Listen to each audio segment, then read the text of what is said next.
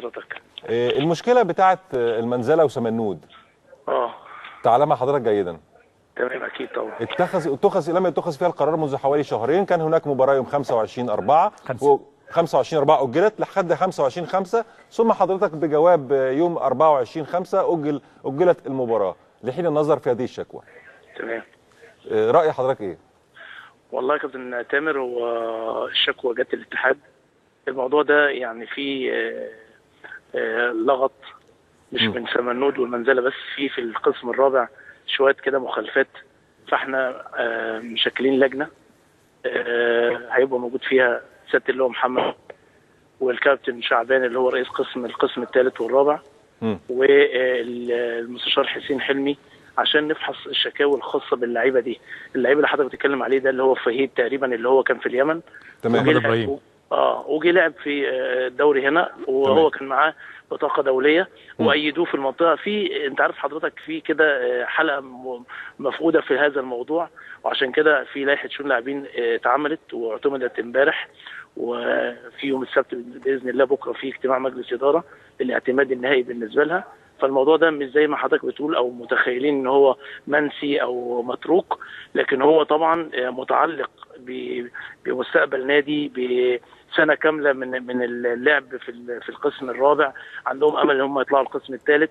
المواضيع دي كلها مفحوصه، واللجنه دي هتجتمع يوم الاثنين باذن الله عشان يبقى في قرار نهائي فيها بالنسبه لها وبالنسبه لمنطقه الفيوم اللي فيها يعني شويه كده مشاكل كبيره في القيد برضو وفي المسابقه بتاعتهم. يعني المشكله كلها في الدرجه الرابعه. الموضوع مش موضوع ده اهليه بس، موضوع ده اهليه وفيوم وبعض اهليه والفيوم. الموضوع ده متشابك ما بين الاهليه والفيوم. طب ليه حضرتك الموضوع بيتاخر كده لمده شهرين يعني؟ لا هو مش شهرين يا كابتن تامر. هو طبعا انت لو تعرف هو الكابتن خالد يعني احد رؤساء اللجان المهمه في الاتحاد. انت الاتحاد كانوا هم قدموا استقالتهم يعني. ده انا لسه هتكلم معاه في الموضوع ده.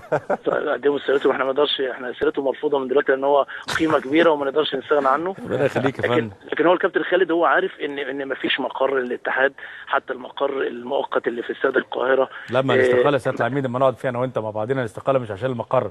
احنا بنعمل اجتماعاتنا يا اما عندي في المكتب يا اما في نادي من الانديه اللي موجوده على النيل.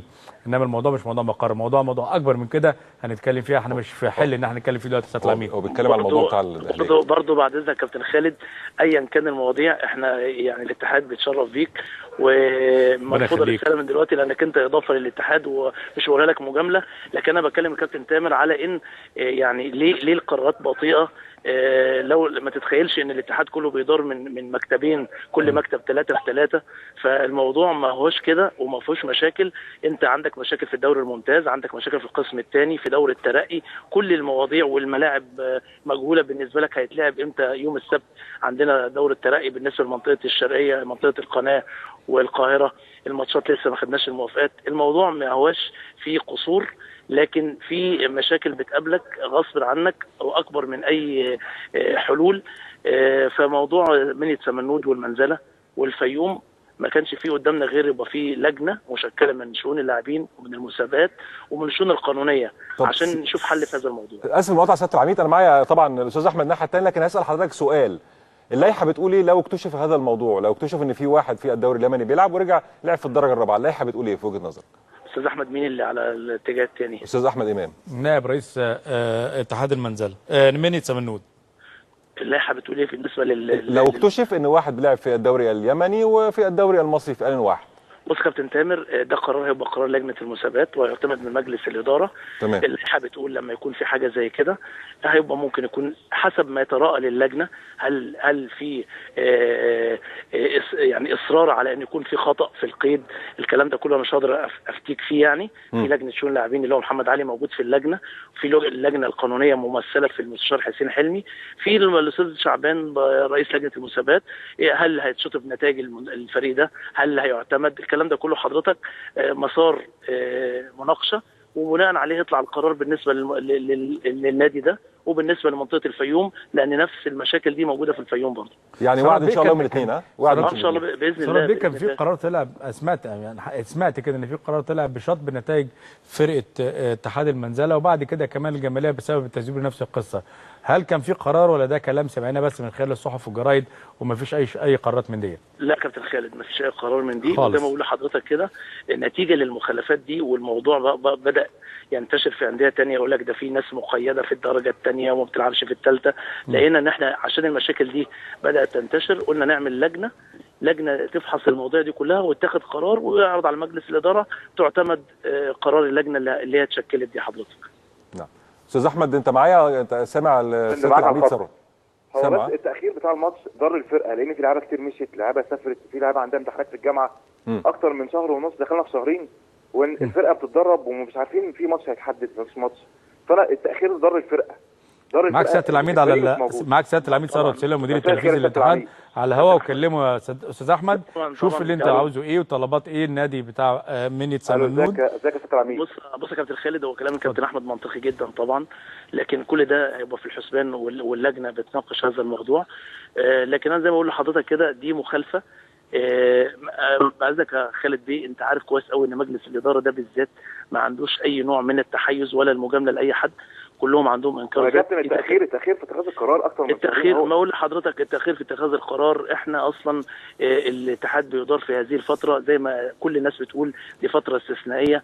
الناس عمال يعني انت عشان تجمع كل القرارات وتجمع عندك الدوري باقسامه كلها شغاله، محدش يتخيل يا كابتن احمد الدوري ماشي ازاي. انت النهارده عندنا ماتش في ابو كبير يعني في القسم الثالث بندور له على ملعب بقالنا شهرين لحد ما يتلعب الماتش في منيا القمح. كل الكلام ده مش لازم يتقال وما بنزعوش وما بنقولش المجهود اللي الاتحاد بيقوم بيه عشان يجيب ملاعب يتلعب عليها الماتشات، والقسم الثالث والقسم الثاني والممتاز، فما بنتكلمش فيها. لكن انا بقول لحضرتك كلامك منطقي، هيبقى يعني محل اعتبار لما اللجنه تكون فحص هذا الموضوع، لكن تاكد ان ما فيش قرار هيطلع الا للصالح العام وقرار سليم، ومش هيكون في مجامله لاي شخص كان. هيكون حد موجود من مناديب بالنسبه للانديه الثلاثه اذا كان منيت سمنود واتحاد المنزله والجماليه؟ كابتن خالد الجماليه اصلا مش طرف في الموضوع. ما انا عارف، بس هي عندها مشكله هي الاخرى كمان. لا هو كابتن خالد الشكاوي بتاعت الانديه موجوده وهتتفحص وفقا، وكل واحد كاتب شكوى مش صفحه واثنين وثلاثه، لا ملزمه، فبالتالي كل واحد كاتب كل اللي عنده. صحيح. والناس هتفحص الموضوع ده وهتاخد القرار اللي فيه الصح باذن الله يعني. ان شاء الله. يا ريت يا كابتن التاخير اكتر من كده يعني ضر بيها. هو ان شاء الله سياده العميد وعد ان شاء الله يوم الاثنين القادم اللجنه هتكون في الموضوع ان شاء الله وتبحث هذا الموضوع، ويكون ان شاء الله قريبا هذا الموضوع حتى تحدد المصير بالنسبه للفرق الثلاثه والفرق. كابتن تامر بعد اذنك كابتن، لا الاربعاء باذن الله. اسف الاربعاء يوم الاربعاء مشكله مش ما فرقتش في يومين يا سياده العميد عادي. لا برضه لا عشان لا انا عشان مصداقيه حضرتك ما يقولوش احنا قلنا الاثنين وبقت الاربعاء، لا الاجتماع يوم الاربعاء باذن الله ان شاء الله. استاذ احمد الاجتماع الاربعاء مش يوم الاثنين، عشان يبقى احنا كلنا دلوقتي بنتكلم بمنطق. خد بالك احنا موجودين يوم الجمعه الجايه باذن الله. هنشوف يوم الاربعاء ايه اللي هيتم باذن الله، بس اكيد طبعا قرار مش هيبقى في اول يوم، لان زي ما قالك سياده العميد ان دي كل نادي عامل ملزمه، فلازم تتقري وتتفحص وتعرف فيها كل البيانات والحيثيات بتاعتها. فدي فرصه للناس بس عشان تقدر تراجع الموضوع عشان تدي حقك وتدي حق الناس التانيين ان شاء الله. سياده العميد ثروت سليم بشكرك شكرا جزيلا. كابتن احمد طبعا بشكرك شكرا جزيلا، وكل ان شاء الله التوفيق ليك في المرحله المقبله. هي المشكله